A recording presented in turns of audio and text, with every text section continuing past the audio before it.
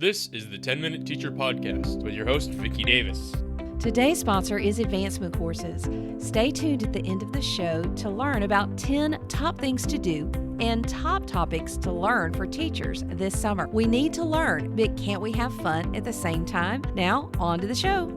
Today, we're talking with 21-year educator Jillian DuBois from Clearwater, Florida. She is a children's book author and has an incredible new book out, Destiny's Amazingly Different Dreams, about neurodiverse children, which is an exciting topic. But Jillian, we're going to talk today about what excites you in your classroom. What's going on in your classroom right now? Oh my goodness, so much. So, we're wrapping up the year. We're at the fourth quarter. It's almost like, we got past halftime. We got past that third quarter. We are almost to that fourth quarter, ready for that celebration at the end. And oh my goodness, sometimes we're about to run out of steam. But I tell you, this is the most exciting time of the year for me. Let me tell you why. Because we've finished standardized testing. We finished everything that we really need to finish with our students.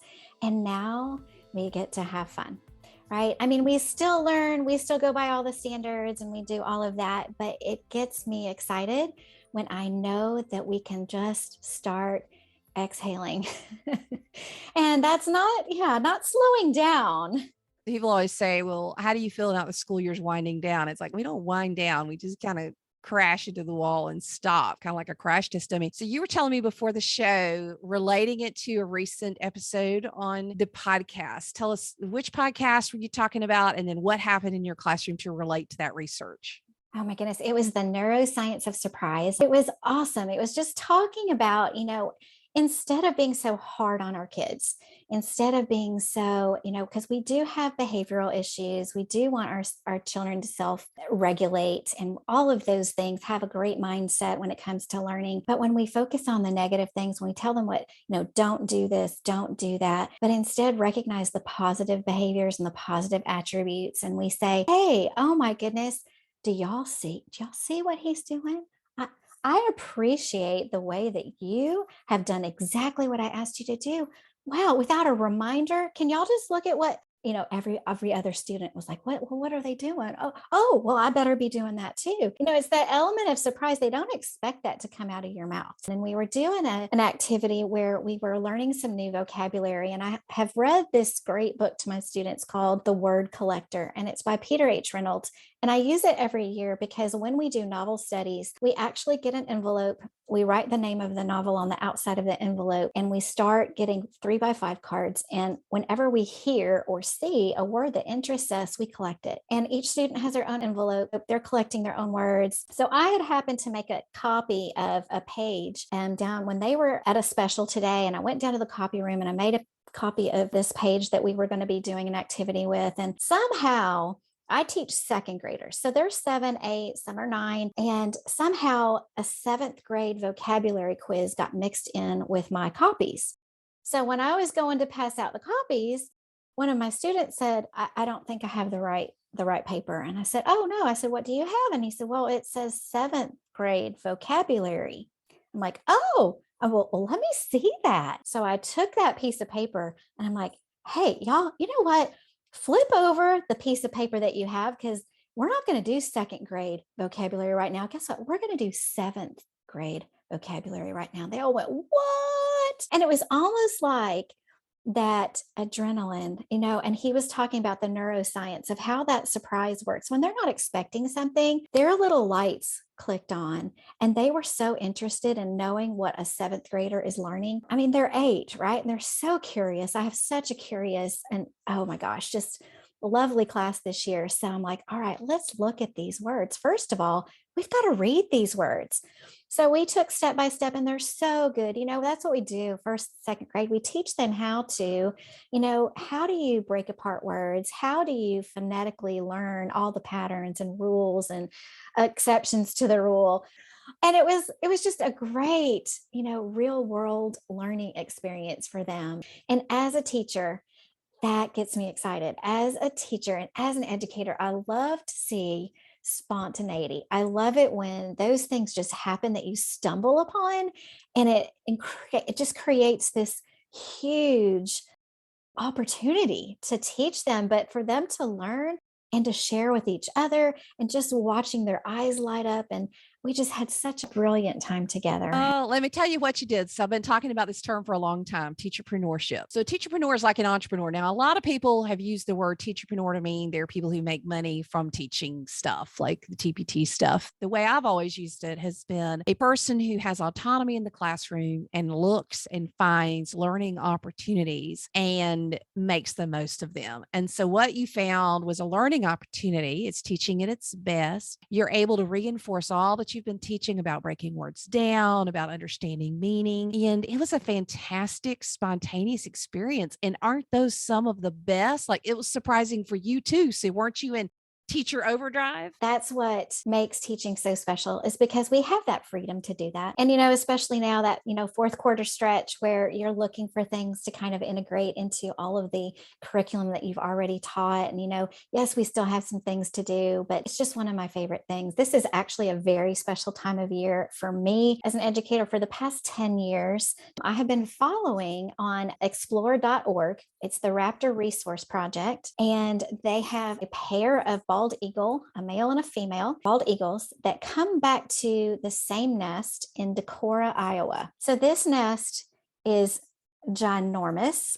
It is about 8 to 9 feet in diameter. It's huge. It's about 5 feet deep. And in February, they come back to the nest to lay their eggs. So we keep it on. Somebody is monitoring and got different camera angles. I mean, it's down to a perfect science now, but it is just fascinating. So we always have in second grade, we have an animal habitat project that we do at the end of the year. But this time of year is when they get to see from start to finish animals and nature in their real habitats. They get to see them nurturing and caring for their young. I mean, the male and the female shifting, the communication that has to happen, the different symbiotic relationships that have to happen because that nest is so deep, and there's mice and other birds that build nests under there to help keep the nest clean. And I mean, it's crazy. So we have so much. That's our science for the last quarter of the year.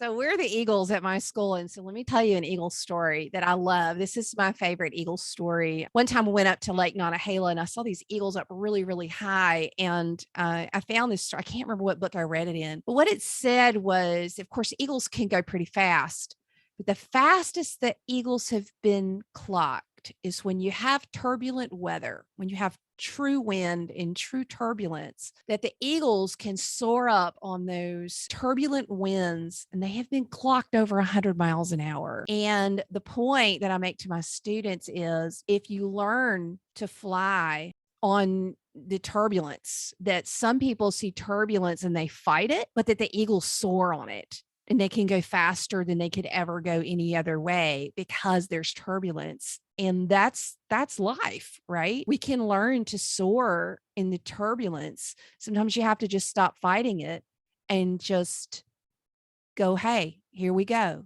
And that's a lot of educators. A lot of educators have been soaring. Oh my God. I'm going to share that with them tomorrow. I am going to Isn't share that that, amazing? yes, because we'll watch them, and it is super windy in Iowa.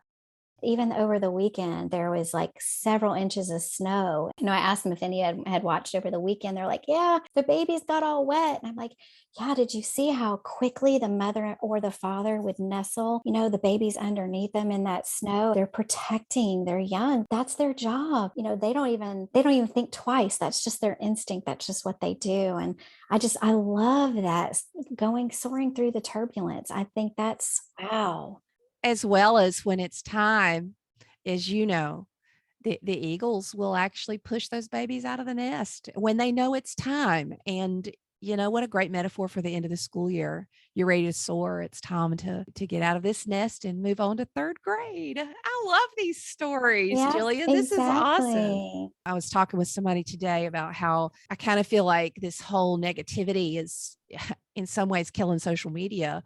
Because I know there's a lot of stuff to be upset over. There's a lot of stuff to be tired over. There's a lot of stuff to be frustrated over. We could just all name it. However, there are a lot of excited educators out there who are still doing their job, pushing through the tough times. And so what's your pep talk? You're excited. You're overjoyed.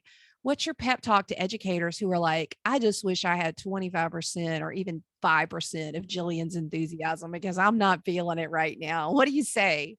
The big thing for me is to find that connection. Finding connection with a student, finding connection, helping them to make a connection, even if it's just as simple as, one small, text to self connection or text to world connection or world to self connect, look for those things. And I always say, don't take the time to make the connection, make the time to make the connection, because there's something very intentional about making time to do something. When you feel like you have to do something, I think, I got to take the time to do this. No, when you really want to do something, you're going to make the time to do it. And with our kids, I think we really want to see that. And not every educator feels, that it's this easy. And it's not easy. It's just, again, it's just intentional. We have to understand who our kids are. We have to be able to connect with them. We have to show them our vulnerability, and not so much of the, personal stuff, but just to show them that we're human and that we're normal, and that, I've got to ask Siri because I don't know the answer to your second grade question, or, but make them feel respected and make them feel encompassed in your culture and your environment that you've created in your classroom. So, and that's so different for each one of them. I've got 24 students this year, and it's a large class, and it's been a little more difficult than normal because there's been so many of them, but it's also been a great challenge. And it's been great because I really have. If somebody asks me now, do you really feel like all 24 students? I'm like, yeah, I do. I know what he needs. And I know when he is not feeling himself, I can see it in his face. And I know when she drops something and she puts her head down on her desk, I know what she needs. And I know if they're, bickering with so-and-so, and you just intuitively have to tune in and just know them and build those healthy relationships with them, because you're with them, you're parenting them technically. You really are. We're with them so many hours a day, and communicate with the families too. Because we're partnering with parents. Yeah, exactly. We can do more together than we can't, just like that mom and daddy eagle partner. We need to partner. Well, Jillian DuBois, she is a children's book author, has a lot of great stories she could tell, but I'm so glad that you told the stories of your enthusiasm and excitement in the classroom. I'm ready to get back into my classroom. I've had to take a break because I had a break in my foot.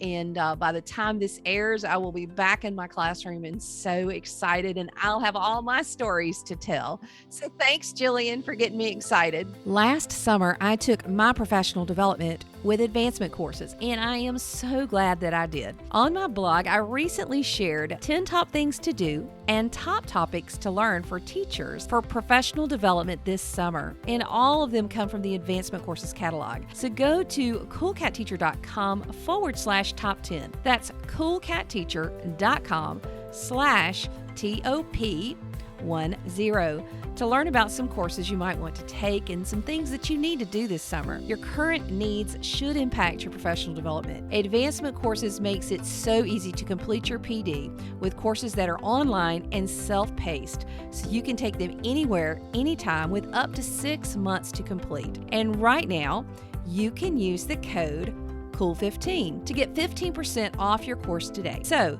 go to coolcatteacher.com/top 10 and begin deciding what you want to learn this summer. You've been listening to the 10-Minute Teacher Podcast. If you like this program, you can find more at coolcatteacher.com. If you wish to see more content by Vicki Davis, you can find her on Facebook and Twitter under Cool Cat Teacher.